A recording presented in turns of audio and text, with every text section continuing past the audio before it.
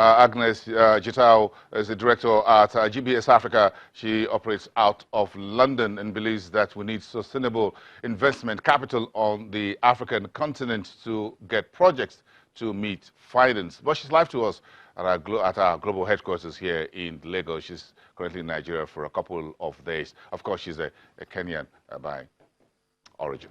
It's good to have you. Thank you. Karibu. Asante. Asante. Asante. It's good to have you. Asante Sarah. So let's get on with, we'll get down to this, but the big story making the headlines everywhere and rocking the markets everywhere as we speak is the face-off between Washington and Beijing when it comes to trade. It's now becoming a currency fisticuff as well. Where is Africa in this trade spat between the two largest economies in Africa? What's your reading? I'm afraid I tell you what, the current uncertainty, global uncertainty between China and the US, of course, has an impact on Africa. But what I see is opportunity for us African with the coming into force of ACFTA, the Africa Free Trade Agreement. I think it presents a greatest opportunity for us. Beijing and Washington no longer have to decide the path for our destiny. No, not at all. We need to find a way. How do we seek an opportunity out of this? How do we engage perhaps with China or the US and create trade relations that are of course beneficial for us? I'm yet to hear any major official comment from any African head of state as far as this is concerned. It's been largely quiet because we're talking about two biggest partners to Africa when it comes in terms of trade, in terms of security assistance, in terms of aid, and in terms of investment. Do you know, don't get tired of waiting. I don't think we're going to hear anything. I think the challenge for us here is we never work as a collective. And I think the minute Africa find a collective voice on global affairs, then people start to take us seriously. So we'll see perhaps Nigeria negotiating with China or USA individually, but we need to have that collective voice. And the minute we do that, and again, I refer to the ASCFTA, this trade agreement for me presents a greatest opportunity. Let us put our house in order. Let us just build this regional mighty network. Then we can trade with each other. That Nigerian businesses can trade and invest in Kenya. Kenyan businesses can invest in West Africa. The minute we do that, people will start to take us seriously. No, I'm afraid. I don't think we need to look to US or Beijing. No, we have the solutions right here, and that's the conversation we've had in Lagos with a lot of organizations that we've had an opportunity to meet with. We got the solutions. We know our problems. Let us decide the destiny for this continent. And yes, the political leadership, and I'm sure you agree with me that relationships are good, bilateral relationships are good. The US is important, Beijing is important, but it is important that we come as a collective. You think the new AFCFTA could be perhaps a silver bullet for Africa to prepare for today and for tomorrow? Because one way or the other, the current trade fight between US and China will taper off one way or the other and evaporate one way or the other. But there's going to be another fight tomorrow. Of course. One way, somehow, perhaps with any other nation. So do you see the ASCFTA as that golden vessel, that weapon that Africa can now use to leverage further conversations with these two world powers or any other one emerging after this? Yes, of course. And because this is business-led and it has the political will, for the first time in our continent, you realize that politicians no longer care about the politics. They care about making a difference because our citizens want to see economic development. Citizens want to see that they have better quality of life. And so, therefore, politicians are looking for solutions, and ASFTA provides that, and it's business-led. It provides an opportunity. I keep saying opportunity for us, and yes, once we're able to implement, of course, it's a vision at the moment. There is the political will. There is a business case for it. So I think in the next 10 years, my generation, we're going to see an Africa that has a position in the global affairs, an Africa that has a voice in the global economic environment. One key area where Africa sorely needs investment has to do with capital projects, and you run a consulting firm where you're trying to get finance for projects. And what's the experience here across various jurisdictions on the continent in which you've tried to march investors, those with investment capital, and they want to look for bankable, sustainable projects on the continent necessary to put their money? One of the biggest challenges at the moment, again, is because of the global uncertainty. So in the UK, the investors we speak to, they're playing the waiting game because of the Brexit uncertainty. In the US, of course, with Trump economics, everybody says, look, let's wait and see how the market moves, and we're going to invest. But generally, there is a push for Africa projects. I mean, everybody's interested in our continent, as you know. Russia, India, China, the traditional beggable West, the US and the UK are lagging behind, and we're seeing a lot of interest coming from India, Russia, China, of course, in terms of infrastructure investment. But we are doing what we can, and what we are trying to push is not the bigger project, but SMEs, that small, medium enterprise companies that really get seen in the global market. So profiling these companies and ensuring that private equity or debt can find these companies and invest in them for them to be able to scale up and create employment in our continent. What sectors or subsectors of our socio-economic infrastructure space, as far as SMEs, are these investors interested in? Is it in agriculture? Is it in services? Is it in entertainment? Fashion? So various sectors. So fast-moving consumer good, there is a growing middle class. I mean, there's always that talk of a middle class growing in the region. So fast-moving consumer goods. Healthcare, we see a lot of Africans now seeking for quality services. Education, a lot of because again, government has failed to provide quality public education. We see a lot of private education across Nigeria is a key example, Kenya, Ethiopia. So PEs are interested in private education, healthcare, agribusiness that links, of course, to fast-moving consumer products. And I think entertainment for Nigeria and technology is one of key areas I see a lot of interest. What are you hearing from investors when it comes to doing business in Africa and with Africa? So a lot has changed. When we began, it wasn't easy. You had the stories of Africa, how difficult the terrain is, corruption. You never get tired of hearing that. But African governments, as I said earlier, are changing. They're making it easier for businesses to invest in Africa. They're also pushing for regional investment, getting Nigerian investors to invest in Kenya. So they're making the environment conducive. They're providing incentives to attract this investment because they realize government cannot solve all the problems. And when you create a conducive environment for doing businesses, then the investors come. But of course, there are the challenges of not understanding the market fully, and that's where the diaspora, African diaspora, plays a big role. The infrastructure challenges, the cost of doing business, but that is a work in progress. I see a lot of change, and I see a lot of opportunities in our region, and investors appreciate that. And also, what we've seen is a change. Political conversation has now changed.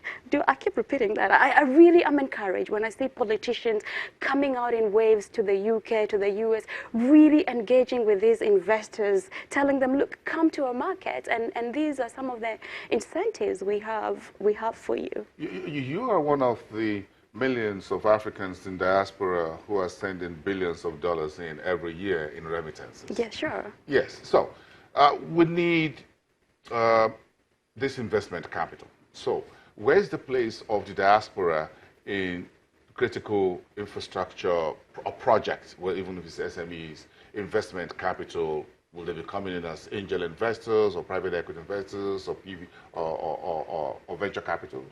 So good examples is what Ethiopia has just recently done, really opening up opportunities for Ethiopia diaspora to participate in the financial services in Ethiopia. Nigeria issued a diaspora bond, although that was very much targeted to the very wealthy Nigeria diaspora. That's another opportunity for Nigerians in the diaspora to invest in infrastructure. Kenya in 2016 issued an infrastructure bond with an incentive for the Kenyan diaspora to invest in it. So there is some some movement. We're seeing government realizing that there is capital, huge capital savings. Diaspora savings is, I think there's a report on the amount of savings that diaspora has, and that can be invested back home. It's how do we attract them? How do we provide incentives and attract these Africans to put money in our region? You're aware that most of the diaspora remittances goes purely for sustenance and not investment. We need to come up with innovative ways to try and channel that to projects that are sustainable and that add value to our countries. Is that a conversation going on out there in London, in US, everywhere, that look, we've seen billions of dollars inflows from diaspora, as you said, basically going to families and for consumption most times, the school fees and things like that, but hasn't really seen much of this go into project investment. Why do you think this conversation needs to change? When you who are folks who are diaspora Africans meet and talk formally and informally, what is the conversation amongst yourselves? It is, I think we still have to overcome the perception issue. A lot of Africans who left Africa, they didn't live because they wanted to. A lot of Africans want to be at home. Trust me, if I could work out of Nairobi or Lagos, I would. But a lot of Africans left because of lack of opportunities at home. So there is a perception that our government able to protect our investments. And because they're seeing other investors, so international investors, making a kill out of our market, like, look, we can actually benefit our people and also benefit, make a profit out of our investment. So it's a conversation. Banks, I have seen a lot of banks, Sterling banks, EcoBank, there's a conversation of really getting the private commercial banks engaging with the diaspora, not just for remittances, but how can we channel your money, your hard-earned money or your savings and invest in projects. And I think for me, that's the way forward. It's sustainable. Instead of borrowing money, I just read in the papers that Nigeria owes China quite a bit of money. I mean, so instead of, this, if I invest in Nigeria, I think for me that is sustainable and that it gives everybody else the confidence $28 billion diaspora investments, diaspora remittances into Nigeria alone. Yeah. That is huge. And we're just borrowing $1 billion or $2 billion of Euro bonds to fund road projects. Absolutely. Whereas remittances can build almost all the roads we need in Nigeria. So I give you an example. So if government can provide the basic services like education, the healthcare, the remittances usually take care of. So if I know my family is taken care of, I don't have to send money to pay for the doctors or to send my relative to school. Or to replace a generator.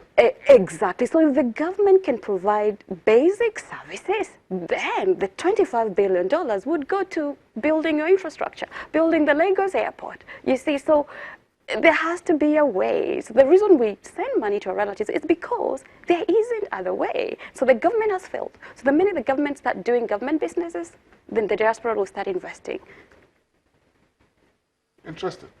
So what's your outlook for the continent moving forward? We have the AFCFTA. How soon do you think we'll be able to ramp up? Almost everyone is on board, with the exception, I think, of Somalia. So, or Eritrea. I think one country is missing by 54 signatories already. So looks like it hit the ground running. Are you hearing or seeing that this will be a big jump in terms of intra-Africa trade? Are you encouraged by the progress made so far before July next year, when actually we'll technically kick the door open and the competition for intra-Africa trade actually hits a new level? You know, the devil is in the detail, but there is a political will. I think ACFTA provides a grandest opportunity for us Africans. We've seen movement by the regional DFI. So Afrexim Bank has created a payment system.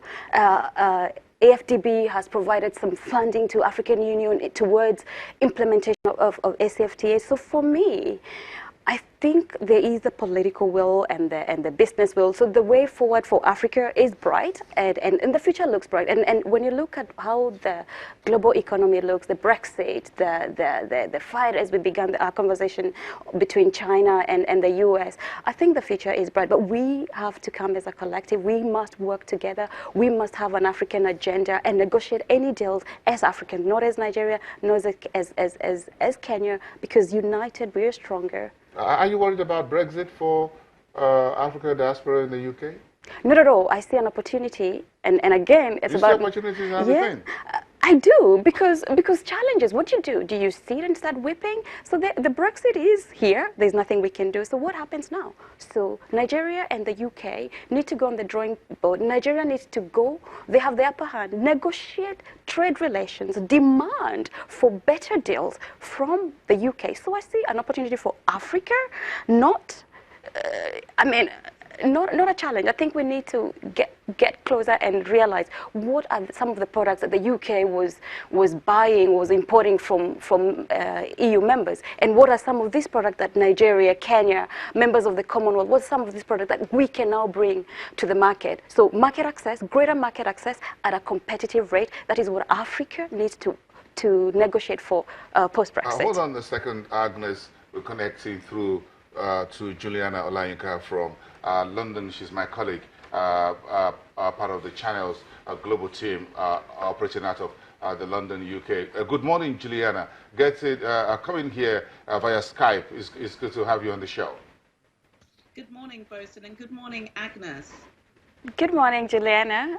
Yeah, it's great to have both of you here on the program. It's a very big day this morning, Juliana, with the UK GDP numbers coming in, treading water by about 0.2%. Gosh, I must say, another week, another bad headline concerning the UK economy. As you said, the gross domestic product numbers are in, and it's not good.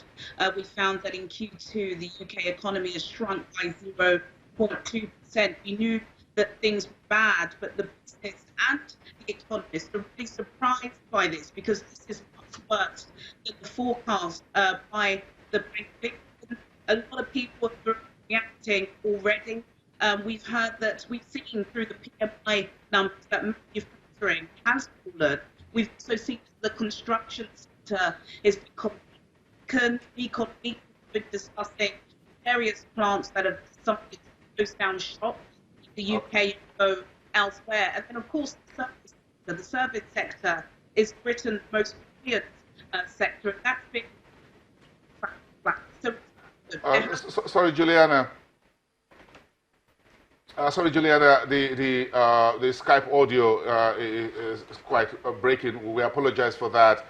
Just get everything ready. The latest GDP numbers are just coming through this morning. I'm sure you have enough time in the afternoon on Business Incorporated to chat to Chimezie Obiwago on what the market is taking, how to read the tea leaves of the latest GDP numbers out of the UK. Juliana Olayinka, my colleague in London. Agnes, the UK economy, the numbers are just coming through. I'm sure you're on top of all of this all the time. Do you think the Brexit will, this is part of the TikTok for the coming Brexit in October? Do you know, if you don't get the politics right, you will never get the economy right. And that's the problem we're experiencing in the UK right now. Horrible politics, the politics associated mostly with developing countries.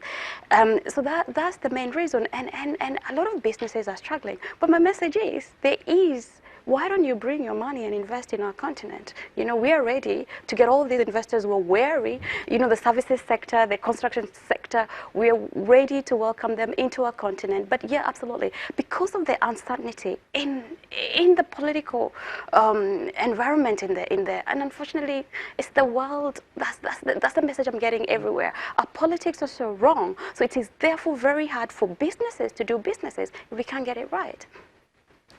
Thank you. It's good to have you. Agnes Jita of GBS Africa is one of Africa's ambassador for investment drive into the continent. It's good to have you. Thank you, and we wish you a safe trip back to the UK. Let's take a break, everyone. We'll be right back in 2.